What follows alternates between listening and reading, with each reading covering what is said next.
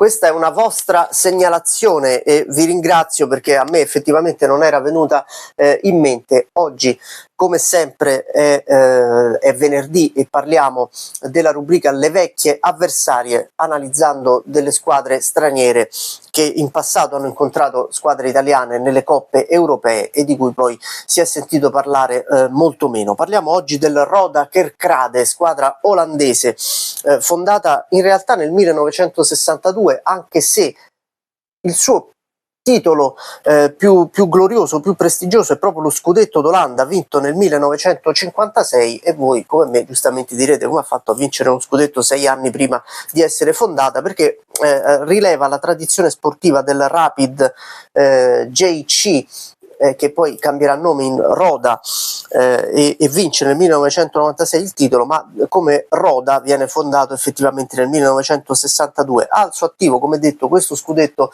d'Olanda e 2 coppe nazionali. È una squadra discretamente importante in Olanda, ha una buona tradizione, è l'8ª squadra olandese per partecipazioni all'Eredivisie, alla massima divisione nazionale dei Paesi Bassi, con 44 partecipazioni, tra l'altro ininterrottamente nella massima serie olandese dal 1973 al 2014.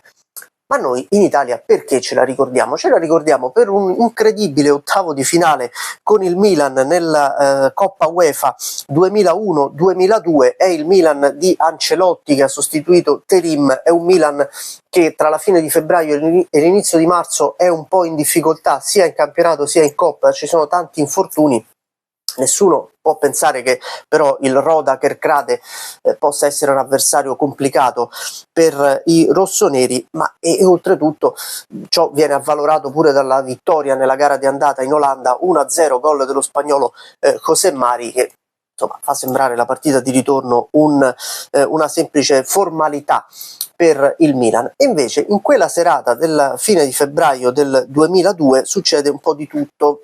Milan forse sottovaluta quella partita, forse ha un attacco comunque un po' spuntato in quella partita. In Coppa UEFA giocano spesso anche delle riserve.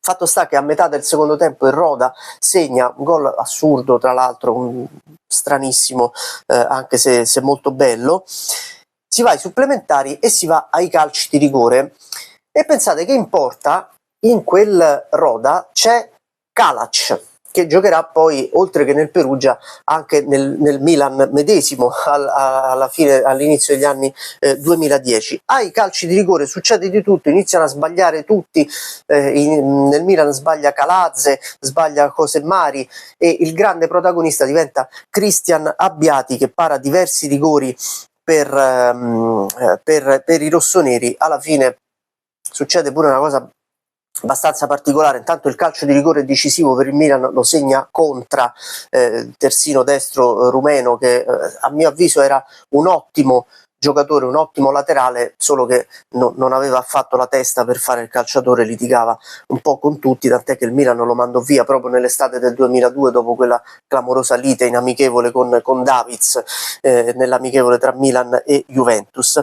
Ma la cosa che mi fa sorridere ancora oggi è che il Roda aveva fatto entrare, l'allenatore del Roda aveva fatto entrare nei tempi supplementari, appositamente per battere il calcio di rigore, un centrocampista, Van der Luer, che sembrava un po' Nino D'Angelo, con i capelli biondi a caschetto in quel modo, e che era un po' la bandiera del Roda. Aveva credo 35-36 anni, l'aveva fatto entrare appositamente per battere il rigore.